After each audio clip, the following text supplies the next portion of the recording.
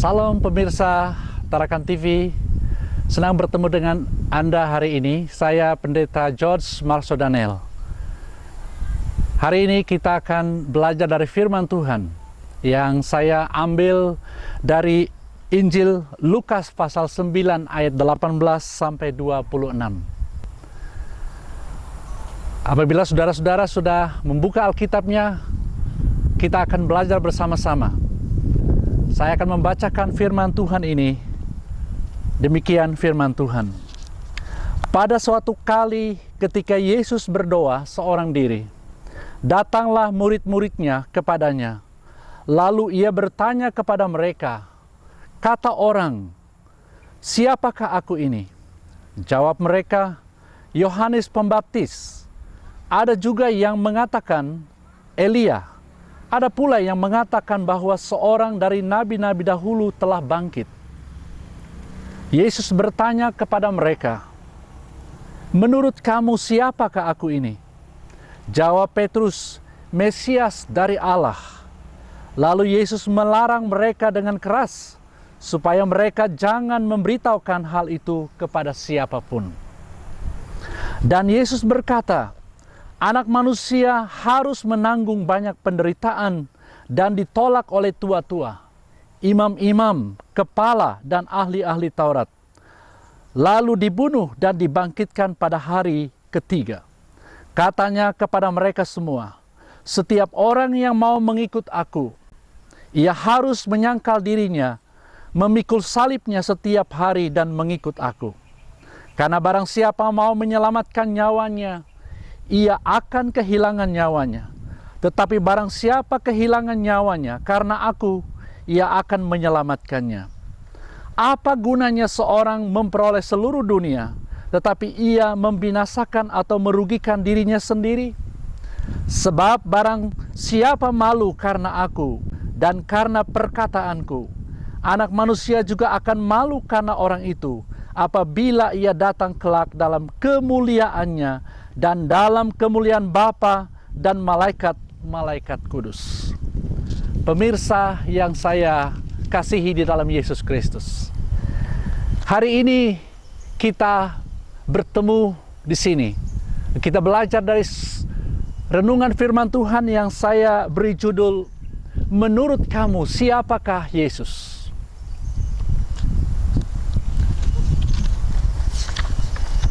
Tidak peduli apapun yang mungkin dipikirkan atau diyakini oleh setiap orang secara pribadi tentang Yesus. Yesus dari Nazaret selama ini adalah sosok yang dominan dalam sejarah budaya Barat, bahkan seluruh dunia selama hampir 20 abad.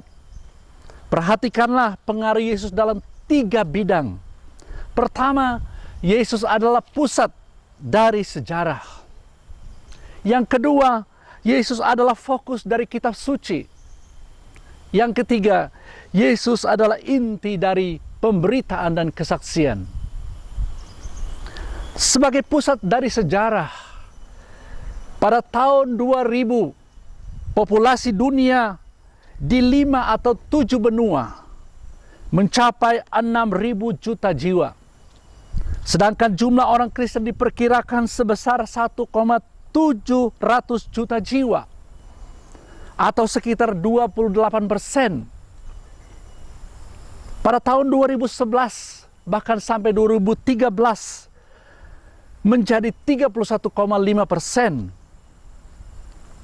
Maka hampir sepertiga umat manusia mengaku sebagai pengikut Kristus. Secara historis, Kristus merupakan pusat dari sejarah. Yesus adalah fokus dari kitab suci.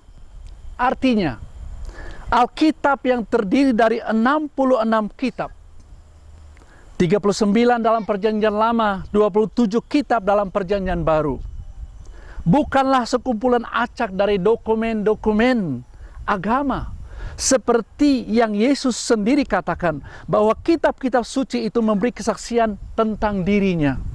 Dan itu saudara dapat membaca dalam Injil Yohanes pasal yang ke-5 ayat 39. Dan para cendekiawan Kristen pun dari zaman ke zaman selalu mengakuinya bahwa Yesus adalah fokus dari kitab suci. Contohnya, Jerome, Bapak Gereja abad yang keempat dan kelima, dia menulis demikian. Tidak mengenal kitab suci sama dengan tidak mengenal Kristus. Seorang tokoh yang lain bernama Erasmus dari Renaissance dan Martin Luther dari Reformasi pada abad yang ke-16, mereka sama-sama menekankan bahwa Alkitab akan memberikan Yesus kepada Anda dalam satu keakraban yang begitu erat sehingga dia bahkan akan kurang terlihat oleh Anda jika dia berdiri di depan mata Anda. Jadi Yesus merupakan kunci ke kitab suci, atau kunci untuk memahami kitab suci harus berkaitan dengan Kristus. Jadi saudara sekalian, keseluruhan kitab suci berkenan hanya dengan Yesus di dalam semua bagiannya. Hal yang ketiga yang patut kita percayai, Yesus adalah inti dari misi, inti dari kesaksian, inti dari pemberitaan Injil. Saudara bisa membayangkan mengapa ada banyak orang Kristen menyeberangi daratan, menyeberangi lautan, menyeberangi benua dan budaya sebagai misionaris. Apakah yang sesungguhnya yang mendorong mereka, yang memotivasi mereka? Apakah tujuan mereka? Tujuan mereka bukanlah untuk mengabarkan tentang suatu peradaban, bukan memberitakan tentang sebuah lembaga dunia, bukan tentang suatu ideologi, melainkan tentang satu pribadi, yaitu Yesus Kristus, yang mereka yakini sebagai pribadi yang unik. Yesus sebagai pusat dari pengalaman pertobatan mereka yang sangat istimewa. Pernahkah saudara memikirkan dengan baik tentang siapakah Yesus? Pertanyaan saya hari ini adalah, menurut kamu siapakah Yesus? Pada saat salah satu murid Yesus ditanyakan, bahkan semua murid Yesus ditanyakan, Petrus langsung menjawab pertanyaan Yesus, menurut kamu siapakah aku? Petrus langsung menjawab, katanya, engkaulah Mesias, anak Allah yang hidup. Inilah satu pengakuan iman yang pertama dalam sejarah gereja. Orang pertama yang di hadapan umum mengaku tentang Yesus sesungguhnya. Petrus tidak memiliki latar belakang pendidikan yang tinggi. Bahkan pengikut dari ahli-ahli Taurat yang setia mempelajari perjanjian lama secara ketat. Petrus adalah seorang nelayan, seorang rakyat jelata yang mendengar bahwa seorang nabi telah muncul. Ia murid Yohanes Pembaptis dan mendengar tentang kedatangan Yesus. Kedatangan Yesus adalah sumber pengharapan bangsa Israel sehingga mereka siang malam berdoa memohon kedatangan Mesias. Pada waktu Petrus mengikuti Yohanes Pembaptis, dia melihat perbedaan antara Yohanes dengan para ahli Taurat. Dan yang lainnya juga mengajarkan tentang kedatangan Kristus yang pertama. Ahli-ahli Taurat dan orang-orang Farisi juga belajar tentang siapakah Kristus yang akan datang. Pada waktu mengajarkan tentang Kristus, pengajaran mereka dibatasi oleh persepsi selektif yang begitu sempit dan bersifat subjektif. Mereka tidak mau mengenal Kristus melalui wahyu yang sudah diberikan tentang Kristus. Mereka hanya memilah bagian-bagian yang cocok, yang sesuai dengan apa yang mereka inginkan. Pada zaman sekarang juga ada banyak sekali orang yang tidak mau mengenal Kristus yang tersalib, tetapi hanya mau Kristus yang menyembuhkan. Mereka tidak mau mengenal Kristus yang menderita, tetapi hanya Kristus yang memberi kekayaan dan kemakmuran. Pemirsa yang saya kasihi, Bila kita melihat di dalam perjanjian lama, sudah dijanjikan oleh Allah bahwa Kristus itu akan datang. Dia menderita, dia dijual dengan harga 30 keping perak. Lahir di Bethlehem, dipaku di atas kayu salib, dan kedua tangannya, kedua kakinya akan ditusuk, tetapi tidak ada satu tulang pun, dan tubuhnya, pada tubuhnya, dari tubuhnya yang akan patah. Semua tertulis dengan begitu jelas. Lalu pada aspek yang lain Alkitab menuliskan juga bahwa Kristus akan menjadi raja, dan seluruh kuasa akan berada di bahunya, dan kuasanya lebih besar daripada siapapun.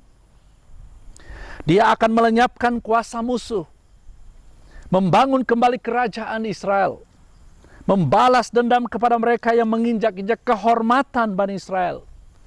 Kristus yang menang, yang memberikan keadilan, menegakkan suatu sistem dan order politik dan militer yang baru di dalam dunia. Pada waktu ahli-ahli Taurat dan orang-orang Farisi mempelajari perjanjian lama, mereka mempelajari dengan satu persepsi selektif yang sudah menjadi kaku dan keras dalam hati mereka, sehingga mereka membuat pemisahan antara nubuat-nubuat mengenai Kristus yang dihina, yang dipaku, dan tidak memiliki kemuliaan lahiriah sebagai hal-hal yang tidak benar. Doa-doa mereka dipengaruhi oleh persepsi selektif atas kristologi yang sudah dicemarkan oleh keinginan dunia dan tidak lagi terfokus kepada Kristus yang disalibkan. Pemirsa yang saya kasihi, mari kita melihat kembali kepada Petrus. Petrus adalah murid Yohanes Pembaptis.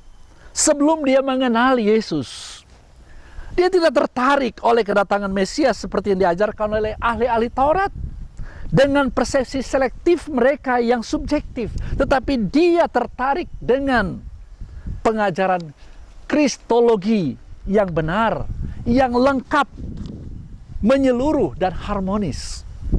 Petrus mendengar Yohanes Pembaptis berkata bahwa Yesus Kristus adalah domba Allah yang dijanjikan itu, yang menjadi korban pengganti semua umat manusia. Yohanes menyerukan, lihatlah anak domba Allah yang menghapus dosa dunia. Jadi semua khotbah yang terfokus kepada Kristus yang akan mati mengganti dosa umat manusia langsung masuk ke dalam hati dan pikiran Petrus. Itulah sebabnya pada waktu Yesus Kristus menanyakan tentang siapakah dirinya, Petrus langsung menjawab, saudara-saudara, dengan tepat, jawaban yang sangat tepat. Engkau adalah Mesias, anak Allah yang hidup. Pengakuan iman yang akurat ini, pengakuan iman yang dinamis, yang pertama di dalam sejarah kekristenan, dalam sejarah gereja yang telah diucapkan oleh Petrus. Jadi, pemirsa yang saya kasihi, gereja yang tidak mempunyai pengakuan iman tidak seharusnya berdiri sebagai gereja.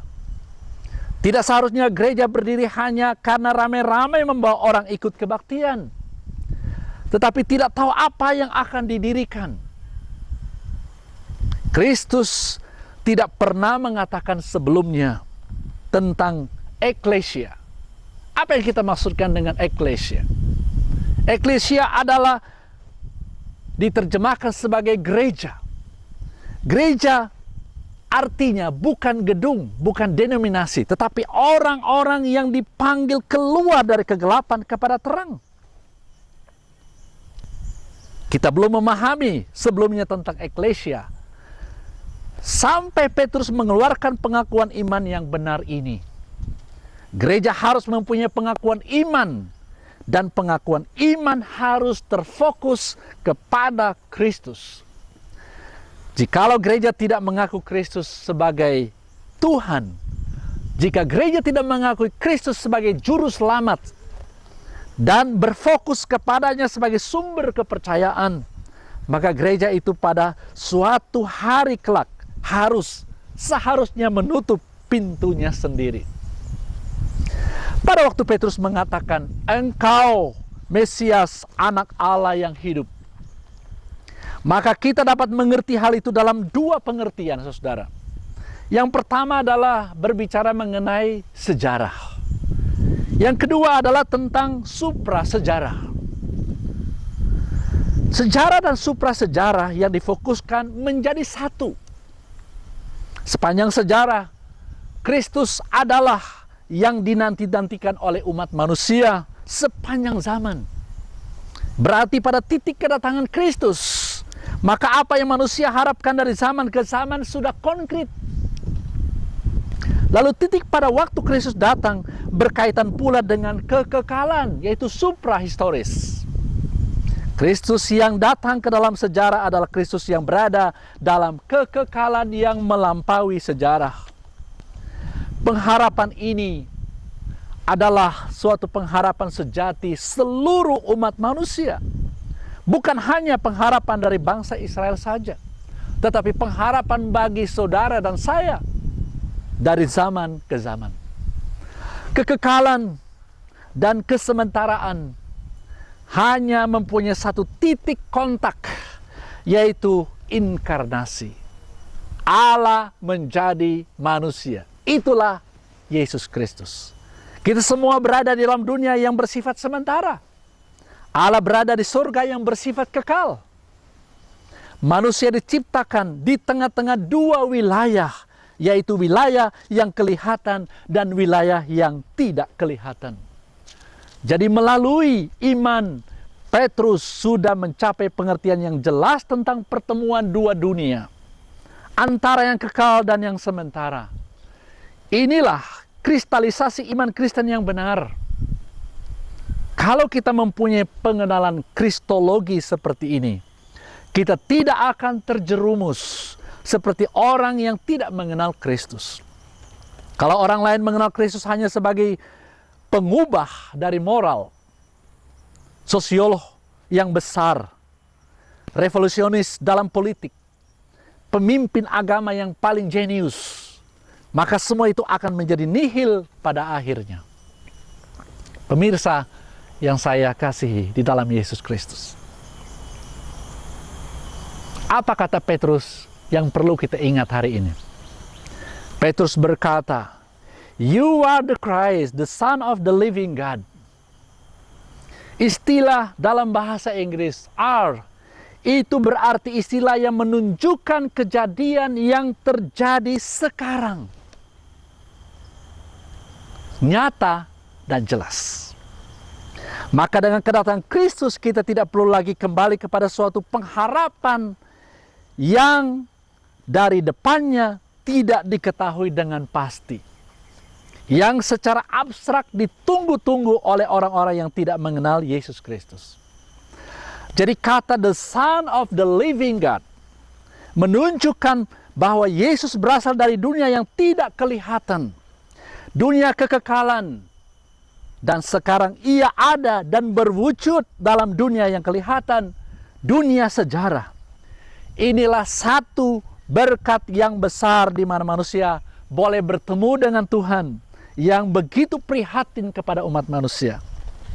Keberadaan Kristus dalam sejarah inilah yang merupakan suatu realisasi dari keselamatan Tuhan Allah yang dikaruniakan kepada manusia, yaitu melalui Anak Allah, Dialah Yesus Kristus. Kiranya melalui renungan hari ini kita semua benar-benar diingatkan kembali. Menurut kamu, siapakah Yesus? Tuhan Yesus memberkati kita semua. Amin. Di hadapan Allah yang Maha Tinggi, hari ini kami telah belajar bersama. Hamba percaya para pemirsa yang telah mendengar kabar ini diteguhkan kembali dan mengenal siapa Yesus bagi kehidupan mereka sekarang dan sampai selama-lamanya. Dalam nama Yesus, kami mohon berkat dan pertolongan-Mu. Haleluya. Amin. Amin.